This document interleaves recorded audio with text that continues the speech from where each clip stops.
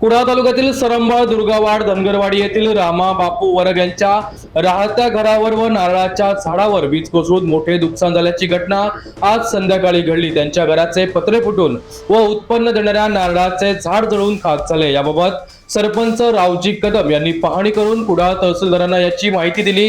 त्या घटनेचा तत्काळ पंचनामा करण्यात आला, तसेच तत्काळ मदतही जाहीर करण्यात आली। काय नक्की घटना घडली? संध्याकाळी घरावर तुमच्या वीज पडून मोठं नुकसान झालं, काय माहिती आहे? ते 4:15 वाजता म्हणजे पाऊस पहिला झाला आणि घडघडलं आणि वीज माडावरती पडली। माडावरती फटका लागून ते दुसऱ्या झाडावर पडून घराचे पत्रे वगैरे असे नुकसान झाले आहे। तरी पंचनामा केलाय का? पंचनामा केला आहे। आणि कोण कोण आले होते पाहणी करण्यासाठी इथले?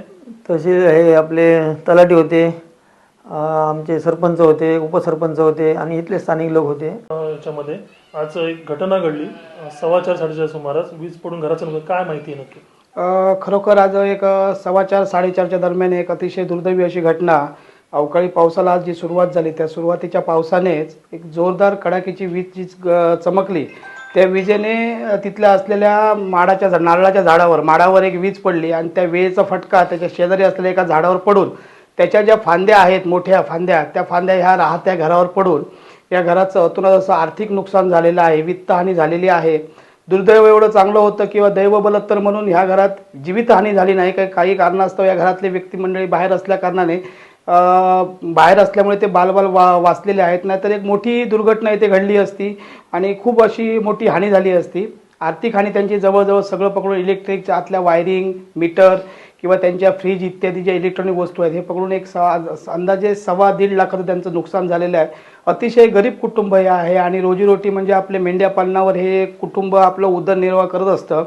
अशा या घटनेतनं तात्काळ तहसीलदारांना आम्ही जेव्हा सूचना दिली, जिल्हा परिषद सदस्य तहसीलदारांना सूचना दिल्यानंतर तहसीलदारांनी अति आवश्यक अशी जी आहे ती राहत्या घरावरचे जे पत्रे आहेत ते पत्रे तात्काळ देतो, तुम्ही घेऊन या, आम्ही पैसे देतो सांगून त्यांनी एक मोठं मन दाखवलेलं आहे।